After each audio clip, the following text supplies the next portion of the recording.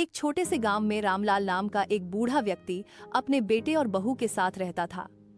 उम्र के साथ उसकी आंखें धुंधली हो गई थीं, हाथ कांपते थे और चाल धीमी हो चुकी थी।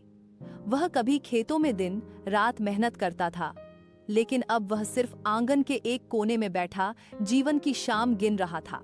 रामलाल का बेटा सुरेश शहर में नौकरी करता था, पर पिछले कुछ सालों से गांव लौट आया था। सुरेश और उसकी पत्नी रीना रामलाल की देखभाल तो करते थे, लेकिन उनका व्यवहार धीरे धीरे बदलने लगा। अब उन्हें बूढ़े पिता की बातें बेमानी लगती थीं। जब रामलाल थाली में खाना गिरा देता तो रीना झुंझला जाती। सुरेश भी चुप रहता, पर उसके चेहरे पर असहजता साफ झलकती।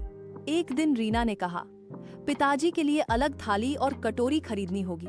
ये रोज की थाली तोड़ देंगे और इन्हें बाहर बरामदे में ही बैठाकर खाना देना होगा। बच्चे भी डरते हैं इनके पास जाकर। सुरेश ने विरोध नहीं किया। अगले दिन रामलाल को एक लकड़ी की पुरानी थाली में खाना दिया गया और बरामदे में एक कोने में बैठाकर खिलाया गया। यह सब रामलाल ने चुपचाप सह लिया। उसकी बूढ़ी आंखों में आंसू थे, पर उसने कुछ नहीं कहा। एक दिन सुरेश का 5 साल का बेटा चिंटू लकड़ी के टुकड़े जोड़कर कुछ बना रहा था। सुरेश ने पूछा, क्या बना रहा है बेटा? चिंटू मासूमियत से बोला, पापा, मैं आपके लिए एक लकड़ी की थाली बना रहा हूँ। जब आप बूढ़े हो जाओगे ना, तो आपको भी इसी में खाना दूंगा, जैसे दादाजी को देते हो। यह सुनकर सुरेश स्तब्ध रह गया।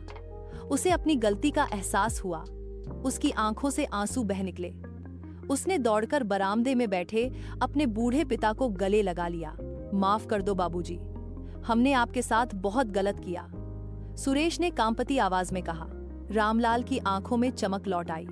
उसने बेटे के सिर पर हाथ रखा और कहा, बेटा, गलती मान लेना ही सबसे बड़ी अच्छाई है। मुझे तुमसे शिकायत नहीं, सिर्फ प्यार चाहिए। सीख, बुजुर्ग हमारे जीवन का अनुभव है। उनका सम्मान करें, क्योंकि जैसा हम उनके साथ व्यवहार करेंगे वैसा ही हमारे बच्चे हमसे सीखेंगे। प्लीज लाइक एंड सब्सक्राइब करें पंकज टेक्नोलॉजी चैनल को और भी ऐसा वीडियो देखने के लिए।